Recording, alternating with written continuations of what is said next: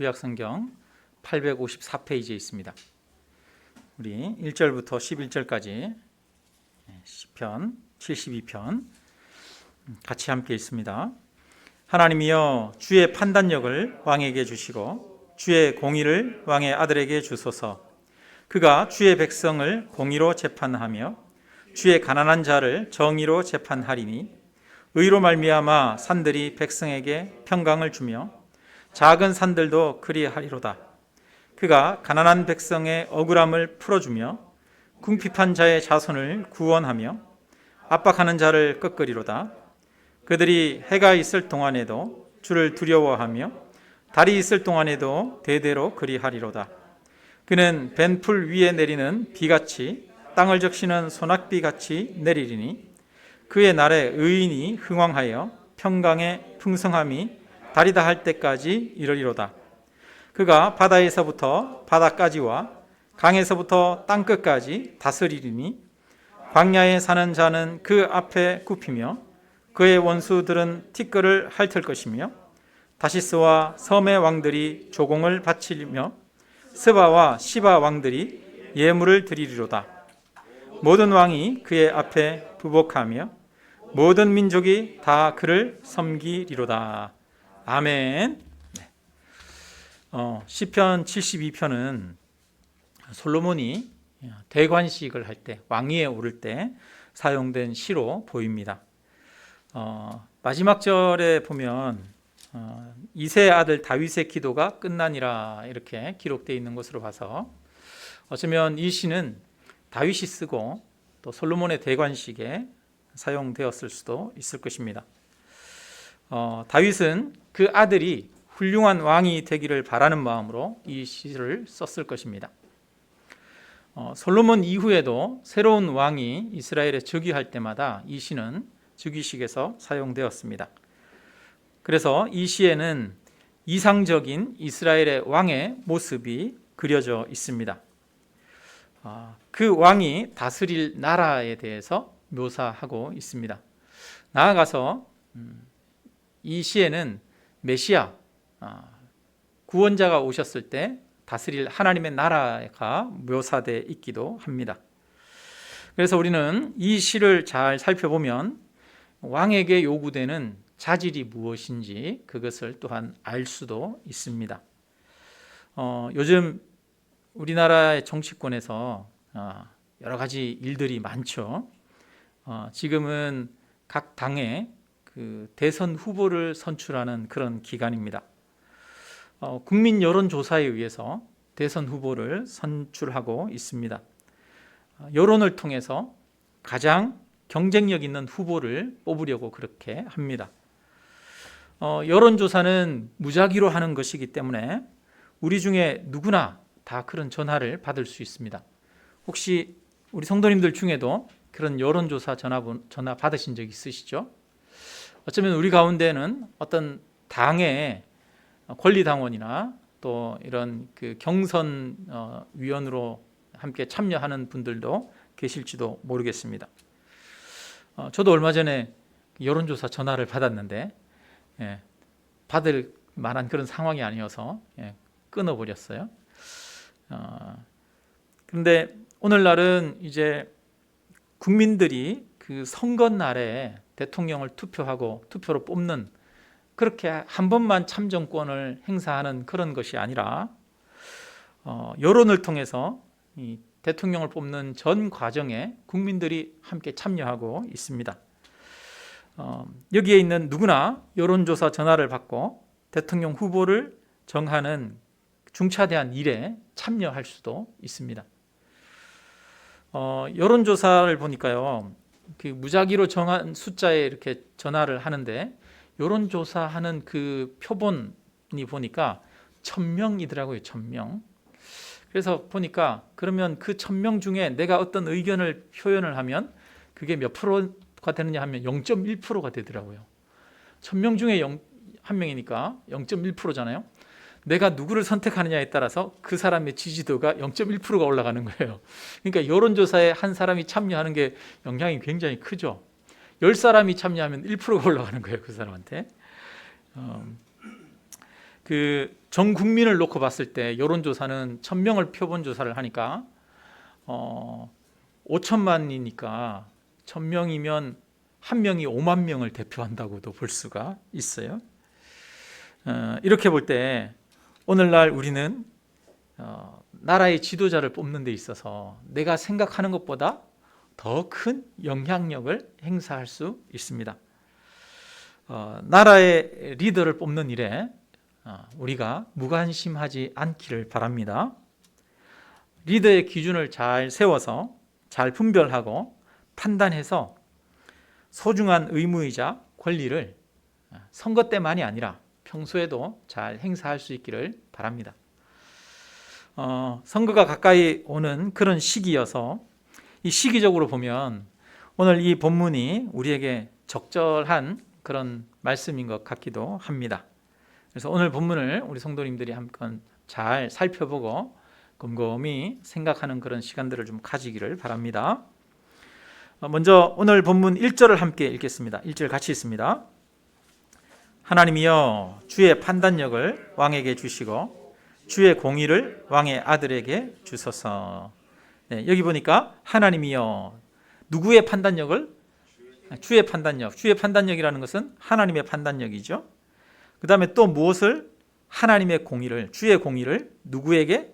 왕의 아들에게, 왕에게 달라, 이런 말입니다. 그러니까 그 판단력과 공의는 누구의 것이냐? 바로 하나님의 것이에요. 하나님의 것을 왕에게 달라는 거예요. 왜? 왜냐하면 하나님의 뜻대로, 방법대로 나라를 다스리기 위한 것이죠. 여기에서 우리는 이스라엘 백성들의 왕에 대한 고백을 알 수가 있습니다.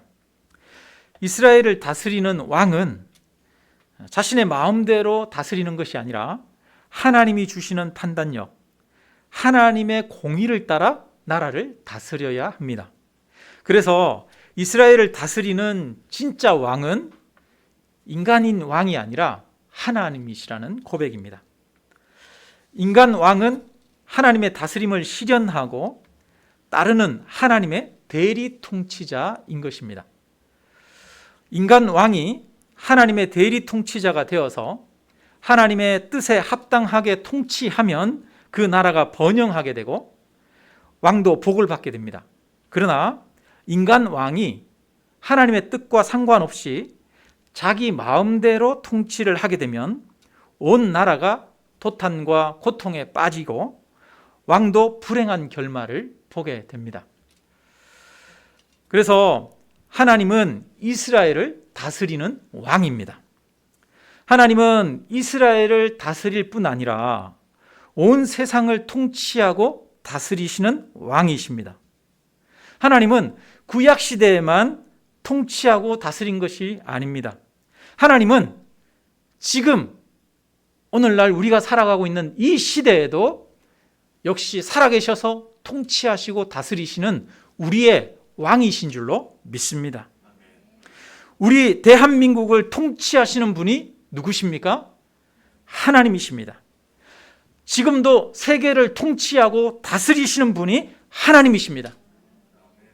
우리는 이것을 믿음으로 고백해야 합니다. 이스라엘을 다스리시는 분이 하나님이셨듯이 오늘 이 땅을 다스리시는 분도 하나님이십니다. 우리는 하나님이 지금도 세상을 통치하고 다스리고 계신다는 사실을 믿음으로 바라보아야 합니다. 그리고 그 하나님의 통치에 따르고 순종할 사람을 뽑아야 합니다. 내 마음대로 리더를 뽑는 게 아닙니다. 내 이익에 따라 리더를 뽑는 게 아닙니다. 우리가 리더를 뽑을 때는 이 땅의 진정한 통치자인 하나님, 그 하나님의 뜻에 합한 자, 하나님의 통치를 제대로 이 땅에 실현할 사람을 뽑아야 하는 것입니다.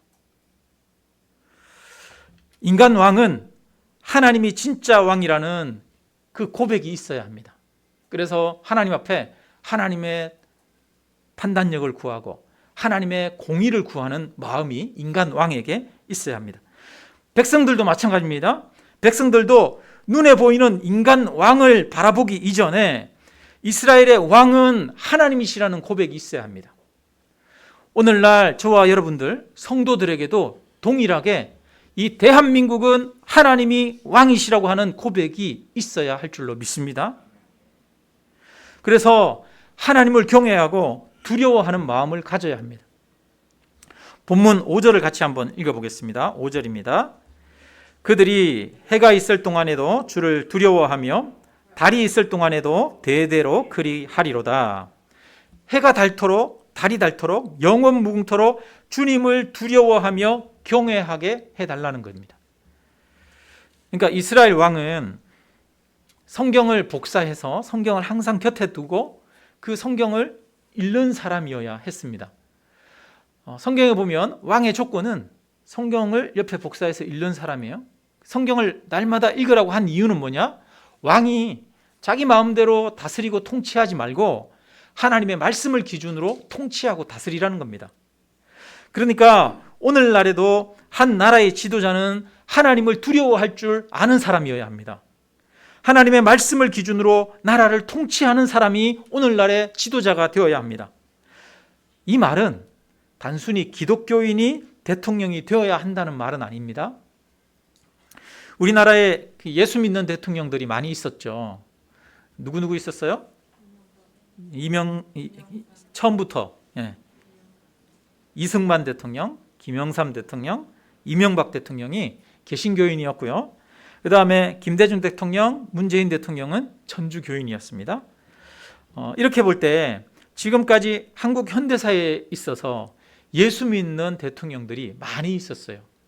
그것도 한편으로 이 그리스도가 이 세상에 얼마나 큰 영향을 우리나라에 행사하고 있는지, 나타내고 있는지를 볼 수 있는 한 단면입니다. 그런데 이분들 중에 통치를 바르게 하신 분들도 있지만 아주 어긋나게 잘못하신 분들도 있습니다. 그래서 단순히 예수 믿는다고 해서 무조건 통치를 잘하는 것은 아닙니다. 예수 믿는다고 하지만 무늬만 예수를 믿을 수도 있습니다. 우리는 그 사람이 교회 다닌다는 것만으로 하나님을 경외하고 하나님의 뜻을 구하는 사람인지 알 수는 없습니다. 교회 다니지만 하나님과 반대되는 삶을 살고 자기 이익만 구하는 사람들도 많이 있습니다. 그래서 우리는 그 사람의 삶을 보고 그 사람이 신앙적 기준에 따라 살아가는지 평가해야 합니다. 그 사람의 리더감이 맞는지 아닌지 그 사람의 삶을 보고 판단해야 합니다.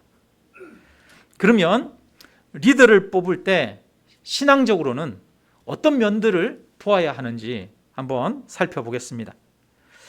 오늘 본문에 보니까요, 하나님의 판단력을 왕에게 달라 이렇게 말해요. 그러니까 오늘날에는 입법, 사법, 행정이 서로 분리가 돼 있죠.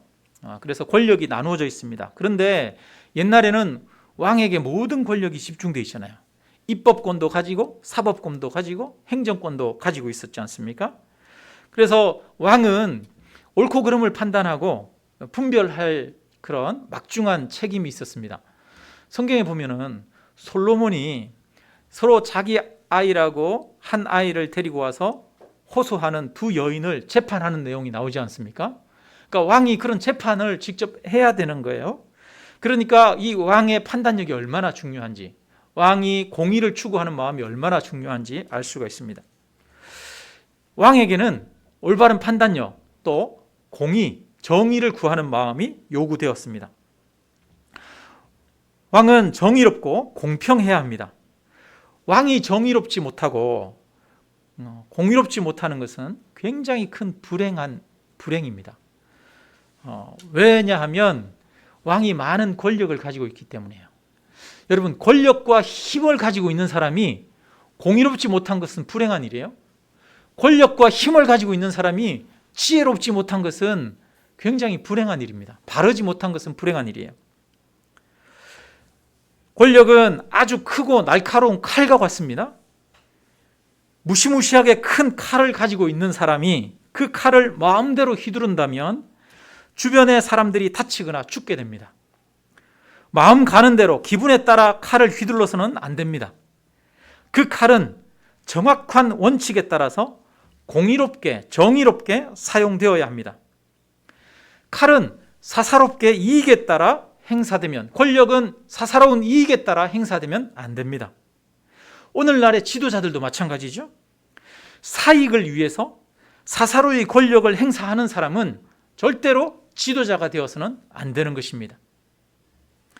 여러분, 하나님을 한번 생각해 봅시다. 하나님은 전능하신 분이잖아요. 무한하신 분입니다.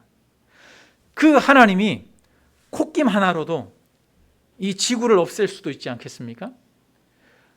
입김을 한번 불어도 하늘의 별들을 사라지게 할 수도 있는 분이 하나님이십니다. 그런 전능하신 하나님이 어마어마한 힘과 능력을 가지고 있는데, 그 하나님이 마음대로 이렇게 저렇게 왔다 갔다 정한 원칙도 없이 변한다면 이 세상이 어떻게 되겠습니까? 그래서 하나님은 불변하시는 하나님, 변하지 않는 하나님이라고 그렇게 말씀하지요. 하나님은 이 세상을 다스릴 때 공평과 정의의 원칙을 가지고 이 세상을 다스립니다. 세상을 다스리는데 하나님의 방법이 있고 하나님의 원칙이 있습니다. 그렇기 때문에 이 세상이 유지될 수 있는 것입니다. 일정한 규칙과 원칙을 가지고 세상을 다스리고 계시기 때문에 여전히 이 세상은 아름답게 나아갈 수 있는 것입니다. 그래서 왕도 하나님을 따라 공평과 정의를 사랑하고 그것을 간절히 구하는 사람이어야 합니다. 우리가 대통령을 뽑을 때 그 사람의 삶을 보고 공평하고 정의로운 삶을 살기 위해서 노력했는지, 편법과 이익을 따라 사는 삶을 살았는지, 그것을 주의 깊게 살펴볼 필요가 있습니다. 여러분, 우리가 예전에 대통령 뽑을 때, 우리나라에서 여러분 대통령 뽑을 때 가장 큰 기준이 무엇이었습니까? 여러분, 어떤 기준으로 대통령을 뽑았습니까? 우선적으로 많은 국민들이 이렇게 본 것은 경제 발전이에요. 그죠? 이 사람이 잘 살게 할 것인가, 잘 먹고 잘 살게 할 것인가, 그걸 보고 대통령 뽑지 않았습니까? 나한테 이익이 될 것인가, 그걸 보고 대통령 뽑았습니다. 예전에 보니까 국회의원이 이쪽 지역에다가 지하철 내준다고 그러니까 그쪽 지역 주민들이 지하철 놓는다고 그러는 그 사람 막 찍어주더라고요. 보니까 다른 건 안 보더라고. 다른 건 안 보고 지하철 놓는다 그러니까 이 지역이 발전하겠구나, 집값이 오르겠구나, 그거 보고 막 찍더라고요. 보니까 여러분, 나한테 이익이 되는 것, 그것을 기준으로 지도자를 선택하면 안 됩니다. 그렇게 대통령을 뽑았더니 나라 곳간을 채우기보다는 자기 주머니 채우기 위해만 급급했던 사람도 있고요. 마음에 안 드는 사람들 리스트를 작성해서 방송이나 정부 지원에서 여러 가지 공직에서 배제하거나 탄압하기도 했었습니다. 성경은 공평과 정의로운 마음을 지도자의 기준으로 제시하고 있습니다. 우리도 이것을 가장 중요한 기준으로 삼아야 합니다. 왜냐? 공평과 정의가 하나님의 기준이기 때문입니다. 유명한 통계학자고 또 국가재정 관련 저술을 남긴 로저 밥슨이라고 하는 사람이 이런 얘기를 했다고 합니다. 국가의 번영은 그 나라 국민의 지적, 영적인 성장에 달려 있다. 돈이나 부유함 같은 것에 달려 있는 것이 아니다. 바벨로니아, 페르시아, 그리스, 로마, 스페인 같은 나라는 세계에서 가장 부유했던 나라였지만 얼마 가지 않아 모두 몰락했다. 그들의 부가 자신을 구하기는커녕 멸망을 재촉했다는 사실을 역사는 증명해 주고 있다. 황금이 아니라 사람들만이 한 나라를 위대하게 할 수 있고, 진리와 명예를 구하는 사람들만이 굳건히 서서 고통을 견뎌낸다. 이렇게 말했습니다. 여러분, 경제 성장이나 돈이 그 나라를 번영하게 하는 것이 아닙니다. 더 중요한 것은 공평과 정의, 진리 같은 올바른 가치를 추구하는 국민이 되고 그런 지도자가 세워질 때 그 나라가 번영할 수 있습니다. 여러분, 우리나라도 마찬가지예요. 우리나라가 지금 굉장히 부유해졌지 않습니까? 세계적인 영향력이 확대되어 가고 있습니다. 그런데 우리나라의 중요한 것은 단순히 물질이 아닙니다. 우리가 추구해야 될 것은 단순히 물질이 아니라 정말 하나님의 공의, 진리, 정의, 공평 이런 것들을 우리가 추구해야 할 줄로 믿습니다. 그럴 때 그 나라가 번영하게 됩니다. 오늘 본문의 말씀에 보면 하나님께서 이 왕이 하나님의 판단력을 가지고 하나님의 공의로 그 나라를 다스리게 될 때 바다에서 바다까지, 강에서 육지까지 땅을 다스리게 되고 열방이 그에게로 오게 될 것이라고 말하고 있습니다. 온 세상을 통치하게 되고 다스릴 것을 이야기를 합니다. 하나님은 복을 주시는데 공의로, 하나님의 공의로 세상을 다스리는 자에게 복을 주십니다. 그 다음에 4절을 우리 한번 같이 읽겠습니다. 4절 같이 읽습니다. 그가 가난한 백성의 억울함을 풀어주며 궁핍한 자의 자손을 구원하며 압박하는 자를 끄끄리로다. 그 다음에 12절부터 14절도 한번 같이 읽어볼까요? 그는 궁핍한 자가 부르짖을 때에 건지며 도움이 없는 가난한 자도 건지며 그는 가난한 자와 궁핍한 자를 불쌍히 여기며 궁핍한 자의 생명을 구원하며 그들의 생명을 압박과 강포에서 구원하리니 그들의 피가 그의 눈 앞에서 존귀히 여김을 받으리로다. 아멘. 왕의 직무 중에 하나가 뭐냐면, 중요한 직무 중에 하나가 뭐냐면 약한 자들을 돌아보는 것입니다.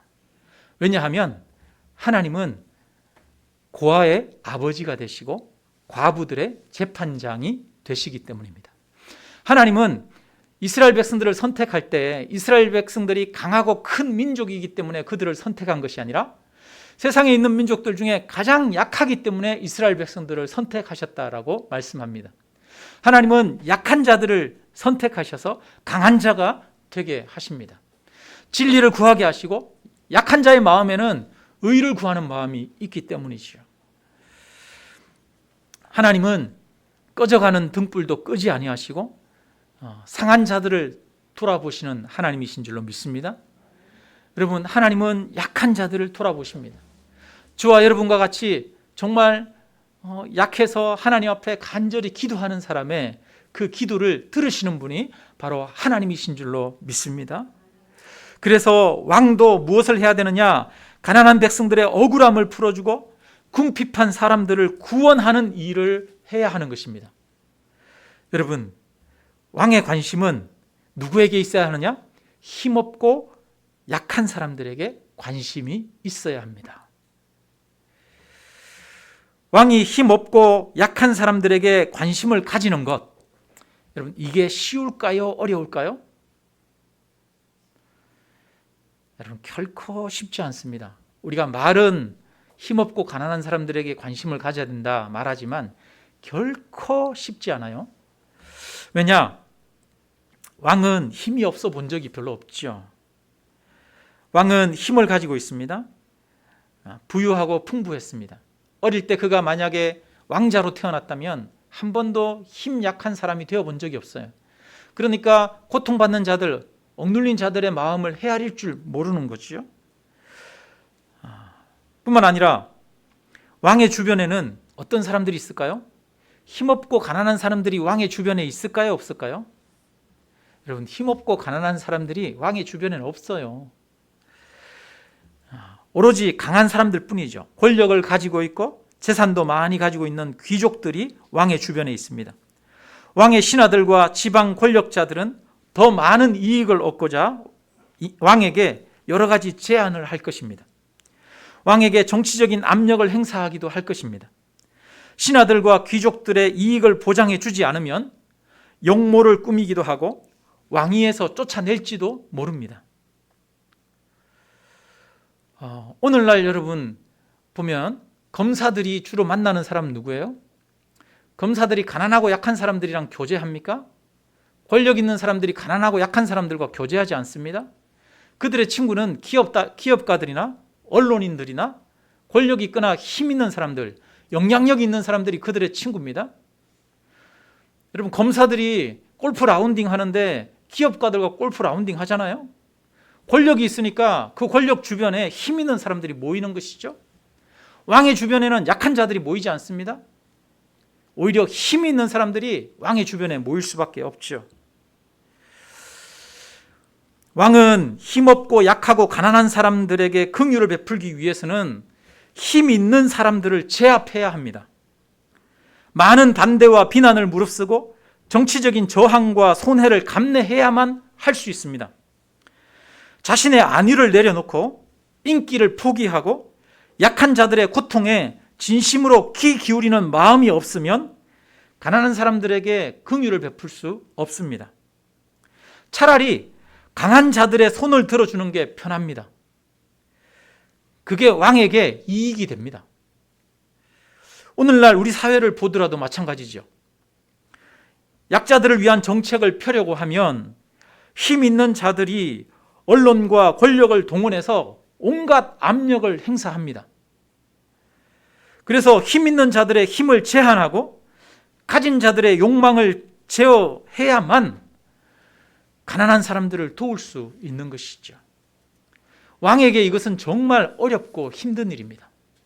마찬가지로 리더가 약자들을 돌아보는 것은 말은 쉽지만 실제로 그 마음 가운데 약한 자들을 향한 진심 어린 사랑의 마음, 긍휼의 마음이 있지 않으면 하기가 힘든 일입니다.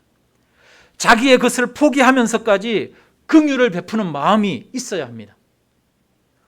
오늘날의 정치인들도 마찬가지입니다. 장애인 시설에 가서 봉사하는 사진 찍어서 올리고 복지 공약 발표한다고 해서 그 사람이 약자들을 생각하는 사람은 아닙니다. 그 사람의 지나온 삶 속에서 희생을 무릅쓰고 헌신하며 약자들을 섬긴 발자취를 가지고 있어야 합니다. 그래야 그들이 진심 어린 약자들을 위한 사람이라고 할 수 있습니다. 그리고 그들이 발표하는 공약에 오늘날의 약자들을 위한 진심 어린 고민과 해결책을 제시하는지 살펴보아야 합니다. 저소득층 문제, 양극화의 문제, 비정규직, 하청 문제, 갑질 문화, 이주 노동자, 남녀 평등 같은 이런 사회적 차이의 문제들에 대해 진심 어린 대책을 제시하는지 곰곰이 살펴보아야 합니다. 오늘 성경은 왕에게 두 가지를 이야기하고 있어요. 여러분, 그 두 가지가 뭡니까? 왕은 공의를 구하는 사람이어야 됩니다. 그 다음에 왕은 누구를 돌보는 사람? 약자들을 돌보는 사람이어야 합니다. 긍휼을 가지고 있어야 되는 거예요. 오늘날 우리가 리더들을 판단할 때, 리더를 세울 때, 대통령을 뽑거나 국회의원을 뽑을 때도 중요하게 보아야 할 하나님의 기준이 뭡니까? 이 두 가지예요. 뭐라고요? 공의와 사랑입니다. 사랑. 공의와 약자들을 돌보는 긍휼입니다. 긍휼. 이 두 가지가 그 사람의 삶에 있었는지 바라보고 그런 기준에 의해서 그것이 바로 하나님의 기준이잖아요. 우리는 대통령을 뽑을 때 내 마음대로 뽑으면 안 됩니다. 하나님 앞에 기도하고 하나님이 세상을 다스리시는 통치자이기 때문에 그 하나님의 방법과 뜻에 합한 사람을 뽑기 위해서 노력해야 되는 것이죠. 그래서 이런 기준을 가지고 리더를 평가하고 판단하고 뽑을 수 있기를 바랍니다. 그런데 여기서 우리는 좀 더 진실을 마주할 필요가 있습니다. 많은 사람들이 공의와 정의를 부르짖습니다. 여기 설교하는 저도 지금 공의와 정의를 이야기하고 있습니다. 또 약자들을 긍휼히 여기는 사랑을 외치고 있습니다. 그런데 정말 우리가 공의와 정의를 구하고 있는가? 정말 사랑을 구하고 긍휼을 구하고 있는지 우리가 한번 다시 우리 자신을 점검해 보아야 합니다. 여러분, 정말 공의와 정의가 이 땅 가운데 이루어지기를 원하십니까? 진짜 정말로 간절히 원하십니까? 정말 이 땅에 하나님의 긍휼과 사랑이 이루어지기를 원하십니까? 그런데 사실 우리는 공의와 정의를 구하기보다는 자신의 이익을 구하는 사람들입니다.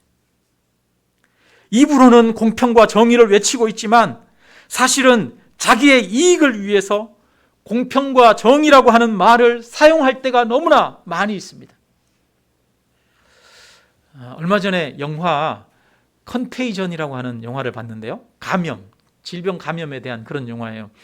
코로나 시대라 2011년도에 나온 영화인데 한번 찾아서 그 영화를 봤는데요. 그 내용 중에 보면 이런 게 있어요. 치사율이 4분의 1에 해당이 돼요. 25%나 치사율이에요. 4명 중에 1명이 그 병에 걸리면 죽는 거예요. 그러니까 완전히 팬데믹 상황이 된 거죠. 사회가 완전히 마비가 되기 시작한 겁니다. 그런데 인터넷 뉴스에 어떤 한 블로그가 글을 올렸는데 자기가 실험을 하고 어떤 약이 이 병을 치료한다라고 하면서 글을 올렸어요. 그러자 사람들이 그 약을 구하려고 막 약국으로 몰려가서 약국 앞에 막 줄을 섭니다. 그런데 약국에서도 물량이 한정돼 있을 거 아니에요? 근데 그런 말을 퍼뜨린 이 기자는 왜 퍼뜨렸느냐? 제약회사와 계약을 맺고 의도적으로 이익을 위해서 그런 소문을 퍼뜨린 거예요.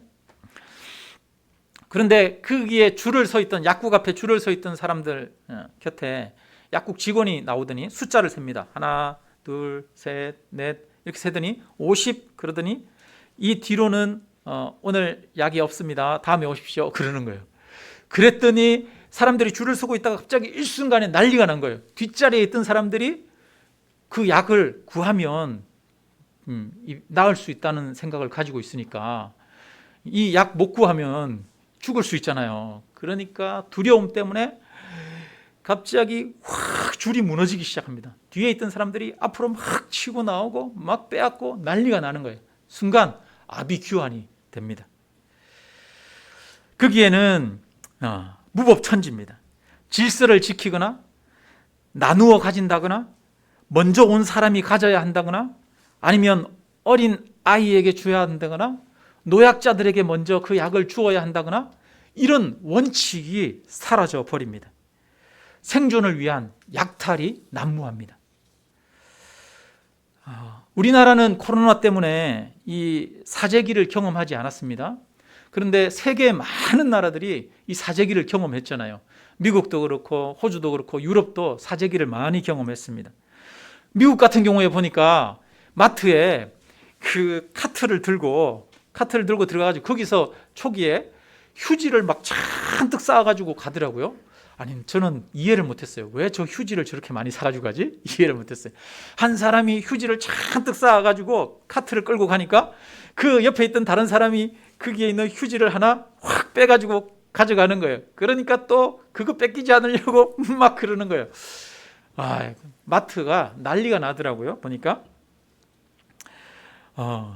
내가 하나 사면은 다른 사람들도 하나 살 수 있어야 한다라고 생각하지 않습니다.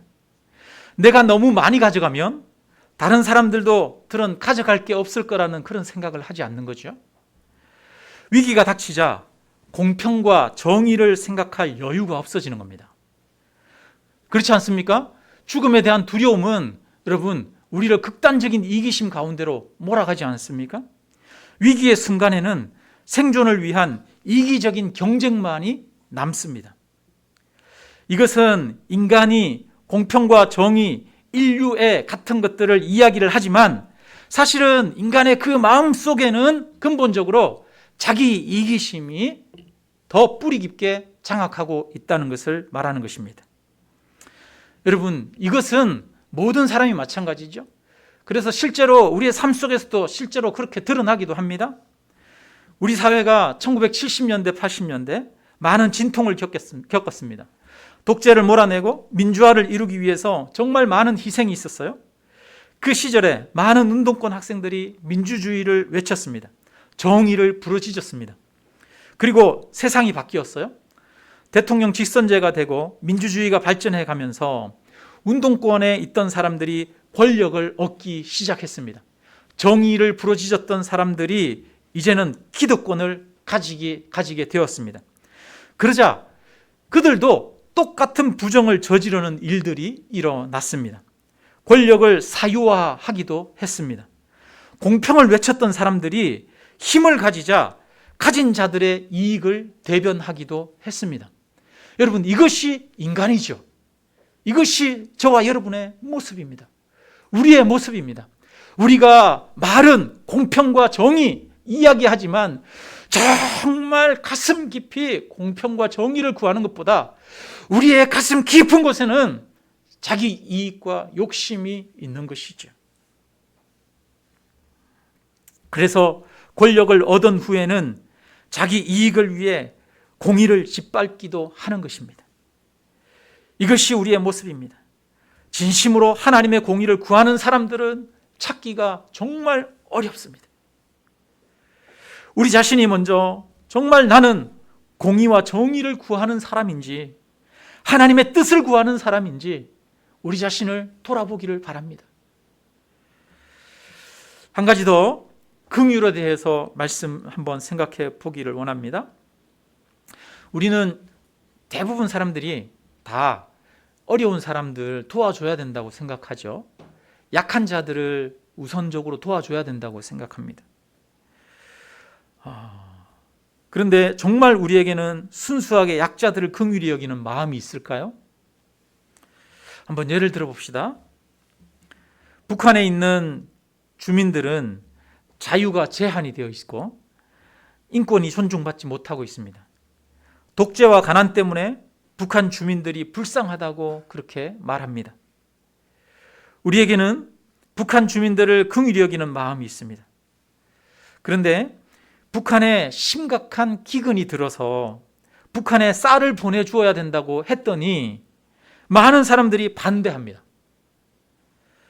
북한 인권을 말하던 사람들이 우리나라의 백신 문제가 해결된 이후에는 북한에도 코로나 백신을 지원하고자 하니까, 해야 된다고 하니까 그것은 싫다고 말합니다. 북한 주민이 불쌍하다고 하면서 전쟁의 위협과 상관없는 인도적인 물품을 지원하는 것에 대해서는 싫다고 말합니다. 여러분, 정말 그 사람들의 마음에 그 북한 주민들을 긍휼히 여기고 불쌍히 여기고 사랑하는 마음에서 그들 때문에 아파하고 눈물 흘리는 마음이 있는 것일까요? 긍휼을 이야기하고 인권을 이야기하고 사랑을 말하지만 그 사랑은 자기의 이익에 부합할 때 베풀어지는 긍휼입니다. 자기 마음에 들 때 행해지는 사랑입니다. 우리는 누군가 어려운 사람이 있어서 그 사람을 도와줬어요. 근데 도와줬는데 그 사람이 감사도 안 해요. 그 사람이 오히려 적반하장식으로 언제 내가 도움을 받았느냐 이런 식으로 나와요. 그러면 그 사람을 도와주고 싶은 마음이 사라지는 것이 우리 마음이지 않습니까? 참된 긍휼과 참된 사랑이 아니라 내 이익에 맞는 긍휼과 이익에 맞는 사랑일 뿐입니다. 우리들이 말하고 주장하는 공의와 사랑, 사실은 그것은 이처럼 오염되고 굽은 것들입니다. 누가 정말 내 이익을 떠나서 하나님의 공평과 정의를 이루기를 간절히 원하고 있습니까? 누가 정말 내 감정과 이익을 떠나 약한 자들을 긍휼히 여기며 사랑하고 있습니까?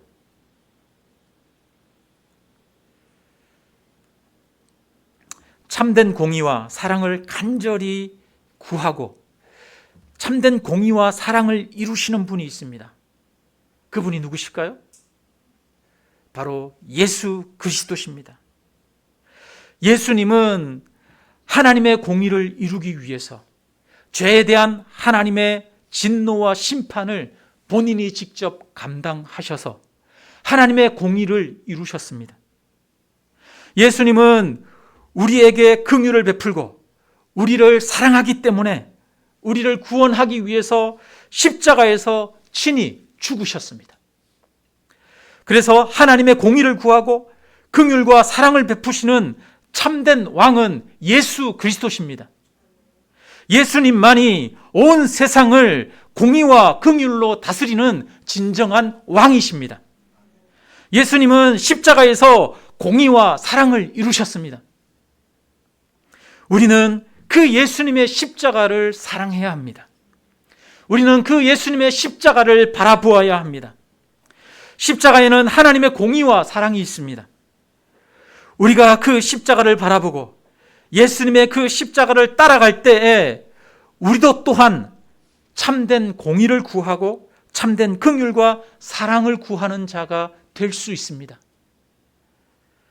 십자가에 공의와 사랑이 있습니다. 십자가를 지지 않는 자는 공의와 사랑을 가지고 있지 않은 자입니다. 말씀을 마칩니다. 하나님은 지금도 온 세상을 공의와 사랑으로 다스리고 계십니다. 그리고 하나님의 공의와 사랑을 이 땅 가운데 실현할 자들을 찾으십니다. 그들을 세상의 리더로 세우십니다. 우리가 오직 예수님의 십자가를 바라보고 나아갈 때 우리들도 하나님의 공의와 사랑을 실천하는 자가 될 수 있는 것입니다. 하나님이 찾으시는 사람, 하나님이 찾으시는 사람은 하나님의 공의와 사랑을 가진 자입니다. 하나님의 찾으시는 사람은 예수 그리스도의 십자가를 바라보고 그 십자가를 따라가며 십자가를 사랑하는 사람입니다. 그때 하나님이 다스리는 나라가 되어질 것입니다. 그때 우리가 예수 그리스도의 십자가를 바라보고 사랑할 때 하나님이 우리의 마음에 공의와 사랑으로 다스리기 시작할 것입니다. 그래서 정말 십자가를 사랑하는 자, 공의와 사랑을 아는 자가 저와 여러분이 되어져서 이 땅에 하나님의 통치를 실현하는 하나님의 사람들이 되어지기를, 리더가 되어지기를 주님의 이름으로 축원합니다. 뿐만 아니라 정말 이 땅에 리더를 뽑을 때 이 십자가를 질 줄 아는 그런 사람들을 리더로 뽑는 그런 안목과 지혜를 가지시기를